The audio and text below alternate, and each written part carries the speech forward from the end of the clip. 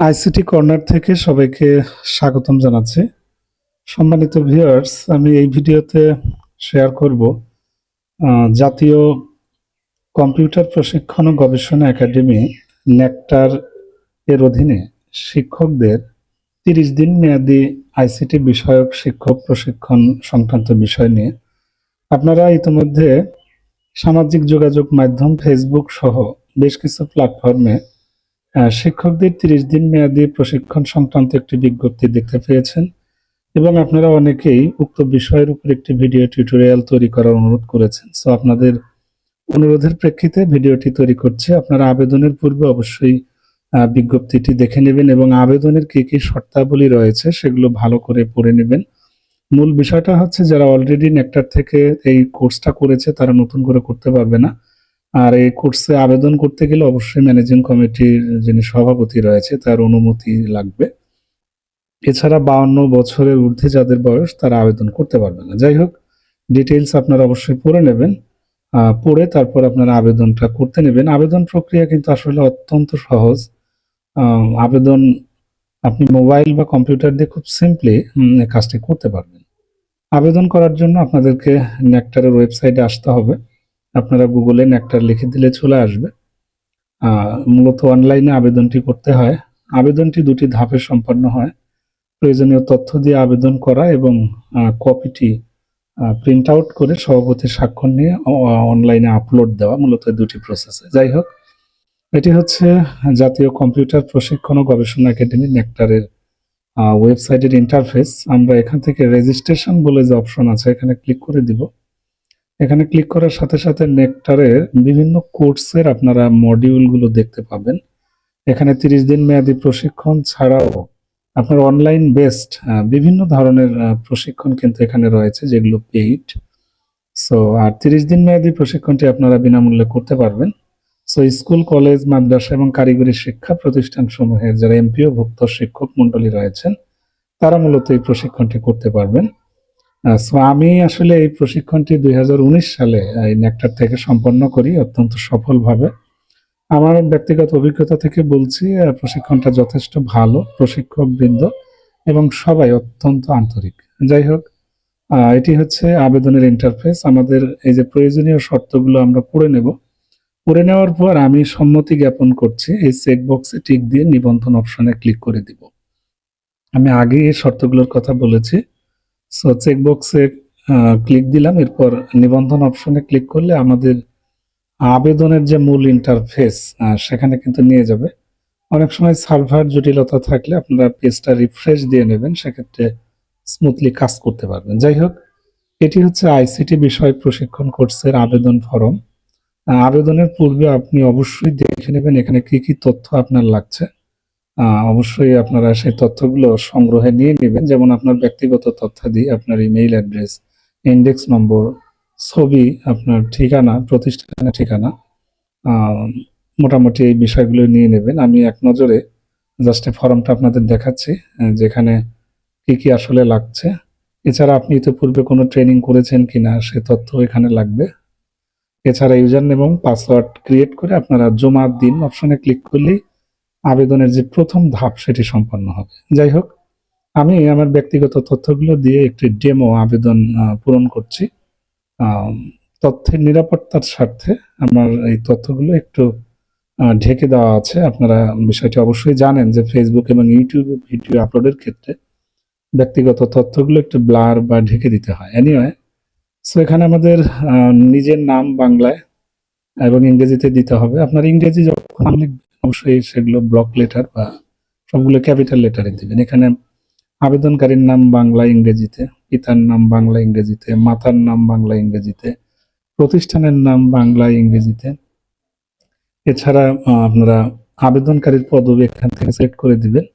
আপনি যে পদে কর্মরত আছেন সেই পদ দিবেন, তারপরে প্রতিষ্ঠানের ধরন দেবেন এবং কোন ব্যাচে আপনি আবেদন করতে চান সেটা দিয়ে ছবিটা সিলেক্ট করে দিবেন। ছবি 300x300 পিক্সেল হতে হবে, এখানে কিন্তু রুলস লেখাই আছে, 100 কেবির মধ্যে হবে।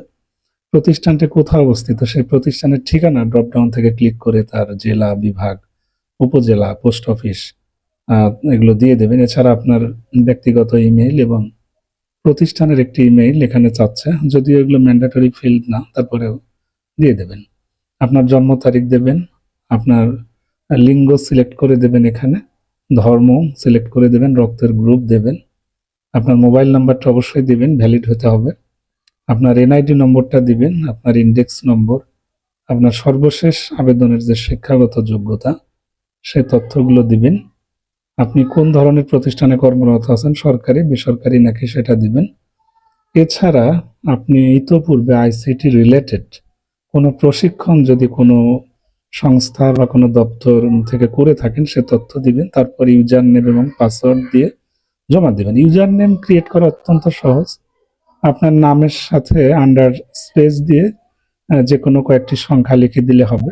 সো আমি সাধারণত আমার জন্মসালটা দিয়ে দিয়েছি এবং পাসওয়ার্ড আপনার ইচ্ছা মতো দিবেন। দেওয়ার পরে জমা দিন অপশনে ক্লিক করলে এটি রেজিস্ট্রেশন সাবমিটেড সাকসেসফুলি দেখাবে, মানে সফলভাবে রেজিস্ট্রেশন হয়েছে এটি এখানে দেখাবে। ঠিক আছে, এখানে কিন্তু মূল তথ্য দেওয়ার কাজ কিন্তু শেষ এবং আরো আপনাদের যে কাজটি করতে হবে, এবার আবেদনের শেষে আবেদনের যে কপি বা অ্যাপ্লিক্যান্টস কপি সেটা কিন্তু আপনাকে প্রিন্ট আউট করতে হবে। আপনি আবেদনের সময় একটি স্বতন্ত্র ট্র্যাকিং নাম্বার বা আইডি নম্বর পেয়েছেন। সো আমরা আবেদন আইডিটা প্রিন্ট করব, এই জন্য এখানে আমাদেরকে ইউজার নেমটা দিয়ে দিতে হবে, আপনার নাম এবং আন্ডার স্পেস দিয়ে যে সংখ্যা দিয়ে ইউজার নেম ক্রিয়েট করেছেন এবং পাসওয়ার্ড দিয়ে আপনারা লগ ইন করবেন।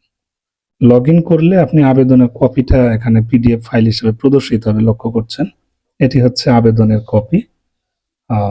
সো এখানে দেখবেন যে আপনার মোবাইল নম্বর নিচে নিবন্ধন আইডি নামে একটা অপশন আছে, আপনারা এখান থেকে নিবন্ধন আইডিটা কি করবেন, কপি করে নেবেন। ঠিক আছে, কপি করে নেবেন, কারণ এটা যদি আপনি প্রিন্ট করতে চান বা পরবর্তী যে কোনো কাজ করতে চাইলে আইডিটা আপনাকে কপি করে নিতে হবে। যাই হোক, আবেদনকারীর স্বাক্ষরের অপশন আছে এখানে এবং নিচে প্রতিষ্ঠানের সভাপতির স্বাক্ষর, সিল এবং মোবাইল নম্বরের একটি অপশন আছে। এটাই হচ্ছে গুরুত্বপূর্ণ বিষয়, কারণ কর্তৃপক্ষ যে কোনো সময় আপনাকে ডাকলে যেন প্রতিষ্ঠান থেকে আপনাকে ছাড় দিতে কোনো সমস্যা না হয়। ঠিক আছে, সো এটা হচ্ছে আবেদনের কপি, অবশ্যই এটাকে ডাউনলোড করে প্রিন্ট আউট করে নিতে হবে এবং প্রতিষ্ঠানের যিনি বর্তমান সভাপতির দায়িত্বে আছে তার মোবাইল নম্বর, সিল, স্বাক্ষর এগুলো দিতে হবে। ওকে, সো এই আবেদনের কপিটা আপনি কিভাবে আপলোড করবেন, ঠিক আছে, এই আপলোডের অপশনও কিন্তু আছে। সো এখানে ইউজার নেম দিবেন, ইউজার নেম দেওয়ার পরে সেই আবেদনের যে কপিটা আছে রেজিস্ট্রেশন আইডি নম্বর সেটা দিবেন। তারপরে দেখেন লেখা আছে thank you log in successfully, please upload your scan file. তো আপনি এই স্ক্যান ফাইলটা আপলোড করবেন। আমি যেহেতু একটা ডেমো দেখাচ্ছি, জাস্ট যে কোনো একটা ফাইল সিলেক্ট করে প্রসেসটা জাস্ট দেখাচ্ছি। ধরে নিলাম এটাই হচ্ছে আবেদনের কপি এবং এটি আমি জাস্ট আপলোডে ক্লিক করলে এটি আপলোড হয়ে যাবে। ঠিক আছে, সো আমি কিন্তু আপলোড করছি না, কারণ আমি আগেই বলেছি 2019 সালে আমি এই ট্রেনিংটা অলরেডি করেছি। সো একবার এই ট্রেনিং করে থাকলে নেক্সট টাইম আসলে ট্রেনিং করার সুযোগ নেই। শুধুমাত্র আপনাদের আবেদনের যে প্রক্রিয়া সেটি ডেমো দেখানোর জন্য প্রসেসটি করলাম। সো আপনারা সেই আবেদনের কপি প্রিন্ট আউট করে প্রতিষ্ঠানের সভাপতির সিল, স্বাক্ষর এবং মোবাইল নম্বর নিয়ে সেটি স্ক্যান করে এখানে আপলোড করে দিবেন। আপলোড করে দিলেই কাজ কিন্তু শেষ। তবে আপনার আবেদনটা সঠিকভাবে হয়েছে কিনা সেটা আপনি আবেদন চেক করতে পারেন সেই ইউজার আইডি দিয়ে। ঠিক আছে, সো ইউজার আইডি এখানে দিবেন, দেওয়ার পরে আপনারা চেক করতে পারেন যে অ্যাকচুয়ালি আপনার আবেদনটি সঠিক হয়েছে কিনা। এটা খুব সহজেই কিন্তু দেখা যায়। ঠিক আছে, যে নিবন্ধন চেক করুন অপশন আছে, দেখবেন যে আবেদনের ঠিক যে মেনুগুলো আছে সেখানে আপনারা পাবেন। ঠিক আছে, সেখানে রেজিস্ট্রেশন আইডি দিবেন যেটা আপনার আবেদনের কপিতে আছে, দেওয়ার পরে চেক অপশনে ক্লিক করবেন। সো আমি যেহেতু ফাইলটি এখনো স্ক্যান করে আপলোড করিনি, যার কারণে লেখা আসছে আপনার নিবন্ধনটি জমা হয়েছে কিন্তু আবেদন সম্পূর্ণ হয়নি। সো অনুগ্রহ করে ফাইলটি জমা দিন। সো আপনি যখন ফাইলটা জমা দিবেন তখন কিন্তু লেখা আসবে যে আপনার আবেদন জমা হয়েছে এবং স্ক্যান ফাইল আপলোড সম্পন্ন হয়েছে এবং আবেদনটি নেকটার থেকে গৃহীত হয়েছে। ঠিক আছে, বা এরকম একটা কনফার্মেশন মেসেজ আপনারা পাবেন। মোটামুটি এটাই হচ্ছে আবেদনের প্রক্রিয়া। আপনারা খুব সিম্পলি প্রতিষ্ঠান প্রধান এবং সভাপতির সাথে কথা বলে দ্রুত আবেদনটি করে ফেলেন। ঠিক আছে।